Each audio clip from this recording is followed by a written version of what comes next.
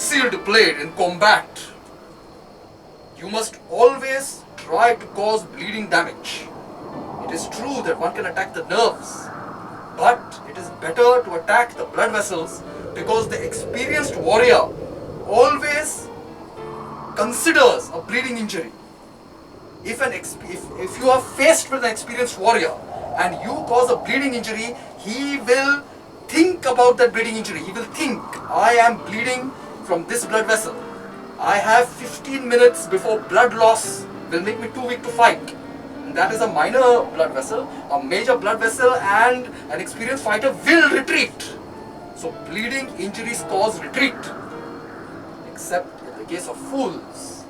But with fools, all you have to do is stay out of reach and the fool will collapse of his own accord. This is the power of a bleeding injury. Now, the first of the bleeding injuries is simple. As the opponent attacks, block. Now there, with this blade, you can, even as you block, you can cut the blood vessels of the arm. There's a bleeding injury right there. But in case you do not wish to do that, strike with the shote to the nose, the head goes back, bring your concealed blade around and cut the blood vessels of the throat.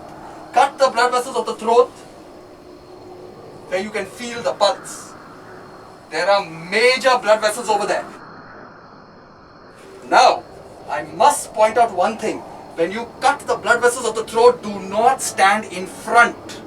The blood will flow out, pulsing with the beat of the heart. It will jet out of his throat. If you stand in front of him, you will be covered in blood from head to toe. It goes without saying that these are lethal tactics, but this is the way of the ninja.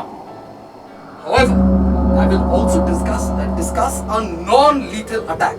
For example, if the opponent attacks and you do not wish it to be a lethal attack, then do not cut the throat. Instead, draw your knife around the top of the head. There is a blood vessel here and there is a blood vessel here. If you cut these two blood vessels, the blood will start flowing and it will go into the opponent's eyes. And he will have a great deal of trouble fighting, which will allow you to retreat while causing a non-lethal injury. This is how you can use the concealed blade to cause a non-lethal injury. There is another advantage to this sort of injury. It can often be caused in the midst of battle. You are fighting many opponents. One opponent comes to side, you just give him a cut and you retreat out of range and you fight another opponent. Therefore, it can be delivered. The cut to the top of the head can be delivered in passing. Therefore, it is very useful. There is also one more thing that you need to remember. The cut to the head causes the entire face to become a mask of blood. This is not dangerous. It is not immediately lethal.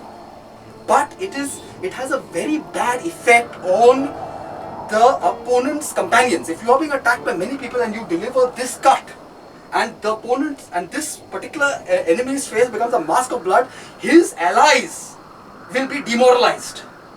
They will be afraid. They will want to retreat.